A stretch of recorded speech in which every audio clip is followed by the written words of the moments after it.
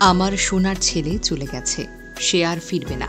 বউয়ের অত্যাচারে অতিষ্ঠ হয়ে সে নিজেই প্রাণ দিয়েছে। চোখের পানি মুছতে মুছতে এই কথাগুলো বলেছিলেন আরতি সাহা, একজন ভাঙা হৃদয়ের মা, যিনি নিজের সন্তানকে ধীরে ধীরে মরতে দেখেছেন সেই বুক ভাঙা কষ্ট, যে কষ্টের কোনো ভাষা নেই, শুধুই আছে দীর্ঘ নিঃশ্বাস।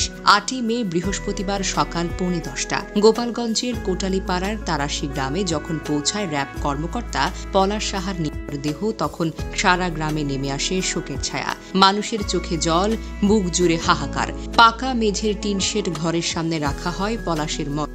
নিথর মুখের দিকে তাকিয়ে বুক ফাটা কান্নায় ভেঙে পড়েন মা আরতি সাহা।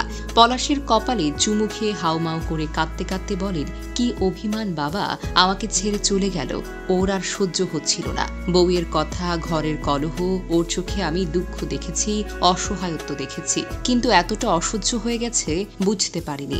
বড় বোন রমা সাহা, মেজ ভাই নন্দলাল সাহা আর বড় ভাই লিটন সাহার স্ত্রী, তিনজনই আহাজারি করছিলেন ঘরের সামনে। পলাশের ভাই নন্দলালের অভিযোগ, 2 বছর আগে ফরিদপুরে সুস্মিতা সাহার সঙ্গে পলাশের বিয়ে হয়। বিয়ের মাত্র 6 মাস পর থেকেই সংসারে অশান্তি শুরু হয়। পলাশ চেয়েছিলেন তার মা এবং স্ত্রীকে নিয়ে চট্টগ্রামে একসঙ্গে থাকতে, কিন্তু সুস্মিতা এটা মেনে নিতে পারেনি। নন্দলাল বলেন, মা বাসায় থাকলে স্ত্রী সহ্য করতে পারত না, মা না থাকলে পলাশ কষ্ট পেত, এ নিয়ে ঝামেলা লেগেই থাকত। পলাশের মা আরতি সাহার অভিযোগ আরো স্পষ্ট, তিনি সুস্মিতার নির্যাতনকে তার ছেলের মৃত্যুর জন্য দায়ী করছেন। পরিবারের দাবি, সুস্মিতার মানসিক চাপ এবং অসহযোগিতা পলাশকে এমন মানসিক অবস্থায় নিয়ে গেছে যেখানে তিনি তার পথ বেছে নিয়েছেন। আমাদের করণীয়টা কি? বিয়ের আগে শুধু প্রেম নয়, পারিবারিক মানসিকতা মিলিয়ে দেখাটা অবশ্যই জরুরি। মায়েদের বুঝতে হবে ছেলে আর শিশু সন্তান নেই, তার একটা নিজস্ব সংসার গড়ার অধিকার আছে। স্ত্রীদেরকে বুঝতে হবে এক মা নিজের সবকিছু ত্যাগ করে ছেলে বড় করেছে,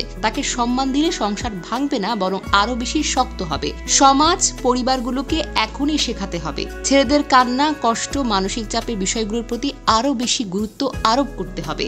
এদিকে পলাশের মেজ ভাই নন্দলাল সাহাত বলেন, 3 ভাই 1 বোনের মধ্যে পলাশ ছিলেন সবার ছোট ও আদরের। কোটালীপাড়া থেকে এসএসসি ও এইচএসসি পরীক্ষায় উত্তীর্ণ হয়, পরে ঢাকা বিশ্ববিদ্যালয়ের রাষ্ট্রবিজ্ঞান বিভাগ থেকে স্নাতকোত্তর ডিগ্রি সম্পন্ন করে সাব রেজিস্ট্রার দিয়ে চাকরি জীবন শুরু করেন। এরপর বাংলাদেশ ব্যাংকের সহকারী পরিচালক, 36তম বিসিএস শিক্ষা ক্যাডার, 37তম বিসিএস এ পুলিশ ক্যাডার হিসেবে সুপারিশ প্রাপ্ত হন। চাকুরির জীবনে তিনি পুলিশের বিশেষ শাখা এসবি ও শাহজালাল আন্তর্জাতিক বিমানবন্দরে ইমিগ্রেশন পুলিশের দায়িত্ব পালন করেন। জুলাই অভ্যুত্থানের পর তিনি র্যাপিড অ্যাকশন ব্যাটালিয়ন র্যাব 7 এর দায়িত্ব পালন করেন। নন্দলাল বলেন, ভাই চলে গেল আমাদের সবকিছু শেষ করে দিয়ে। স্মৃতিচারণ করে তিনি বলেন, আমি নিজেই 36তম বিসিএস এ লিখিত পরীক্ষা দিয়েছিলাম। যখন পলাশের একের পর এক চাকরি হচ্ছিল, তখনই সিদ্ধান্ত নিলাম আমি চাকরি করব না, উদ্যোক্তা হব। তাই ঢাকা ছেড়ে বাড়িতে চলে আসি, কিন্তু আদরের ছোট ভাই চলে গেল আর সংসারের সবাইকে সাগরে ভাসিয়ে গেল। পলাশ সাহার বাল্যবন্ধু ইকবাল হাসান বলেন, পলাশ সাহা আমার বাল্যবন্ধু ছিল,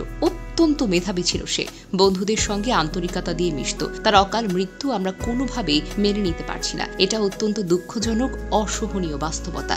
জানা যায় বেলা 10:30 পর্যন্ত ধর্মীয় আচার অনুষ্ঠানের পর শেষের জন্য পলাশ সাহার মরদেহ নিয়ে যাওয়া হয় পৌরসভার পাড়া কোনো মহাশাসনে। সেখানে তাকে গার্ড অফ অনার প্রদান এবং ফুল দিয়ে শ্রদ্ধা নিবেদনের মধ্য দিয়ে দুপুরে সেখানে তার অন্ত্যেষ্টিক্রিয়া সম্পন্ন হয়।